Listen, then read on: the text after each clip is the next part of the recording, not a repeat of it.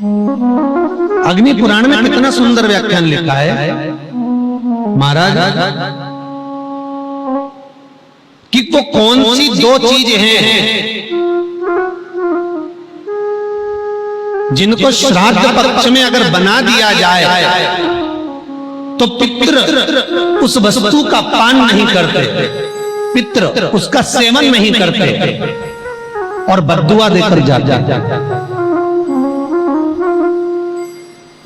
वो कौन सी दो चीजें हैं जो श्राद्ध में, श्राद्ध के भोजन में, ब्राह्मण के भोजन में उसका प्रयोग नहीं होता?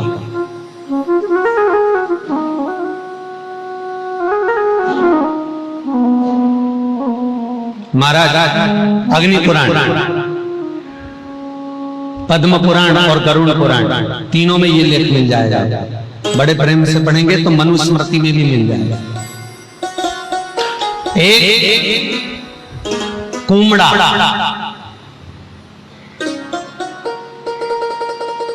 कुमड़ा जानते हो जो नवरात्रे में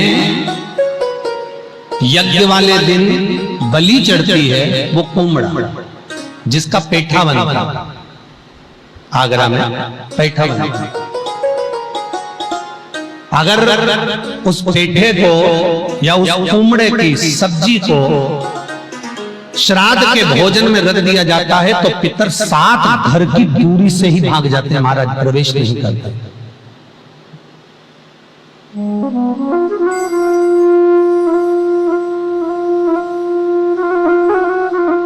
तो जो पेठा होता है आप अनायास कभी खाओ, मना नहीं है, पर श्राद्ध के भोजन में, श्राद्ध के भाग में वो नहीं रखा जाता।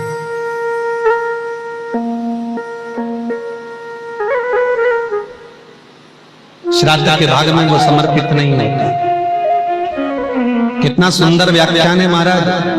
गर्ग संहिता तो यहां तक कहती है कि अगर ब्राह्मण भोजन करने के लिए बैठे, श्राद्ध का भोजन अगर ब्राह्मण कर रहा है, तिथि का भोजन यदि ब्राह्मण कर रहा है तो 2 चीजें और ना रखें। एक नमक थोड़ी दूरी पर रखें, एक आचार थोड़ी दूरी पर रखें। आचार और नमक भी ब्राह्मण की थाली में ना रखा जाए। कटोरी अलग से सजा कर रख दो, आप अलग से आप रख दीजिए, वो लेना होगा तो ले लेगा, पर जिसका तुम संकल्प ले रहे हो, जिस पर तुम पानी फेर रहे हो, जिस थाली को ब्राह्मण के सम्मुख में लेकर जा रहे हो, उसका भान होना चाहिए, उसका स्मरण होना चाहिए।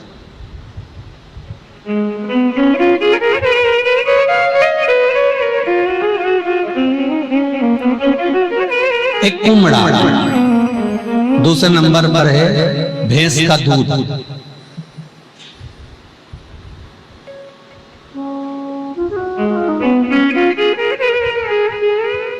यमराज पाड़े पर बैठता है, देवी भागवत का स्मरण करिएगा कभी। यमराज पाड़े पर बैठता है, भैंसे पर, और जब पितृलोक से पितरों को लेकर जाया जाता है, पितरों के देवता आर्यमा स्वामी जब कौवे पर पितरों को बिठाकर दरवाजे पर लेकर जाते हैं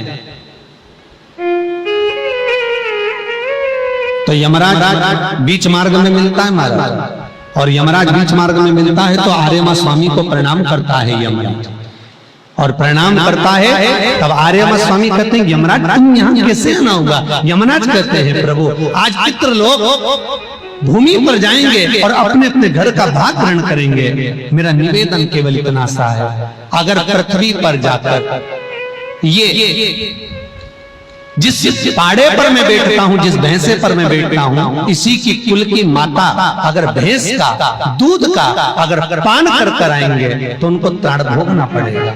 इसलिए इन पितरों से कह दिया जाए कि मृत्यु लोक में जाएं तो भैंस के दूध की बनी हुई सामग्री का पान ना करें। कितना सुंदर व्याख्यान श्राद्ध पक्ष में वर्णन किया गया है कि केवल गौ माता के दूध से अगर आप खीर बना सकते हो तो वो पवाई। यहां तक कहा गया बाजार से मावे की मिठाई लाकर भी श्राद्ध की थाली में न रखिए, घर में हलवा बना लो, सीरा बना लो, बन सके खोपरा पाक बना लो, और बन सके गुलाब जामुन आदि जो सामग्री बनाना है आपको, तो वो घर के मावे को सिद्ध कर कर ही बनाई जाए। नहीं तो बेसन की चक्की बना लो, इमरती बना लो, पर उसका प्रमाण हमारे यहाँ एक एक चीज का वर्णन किया गया है महाराज, एक एक चीज। दो चीजें, एक कुमड़ा, दूसरा है भैंस का दूध।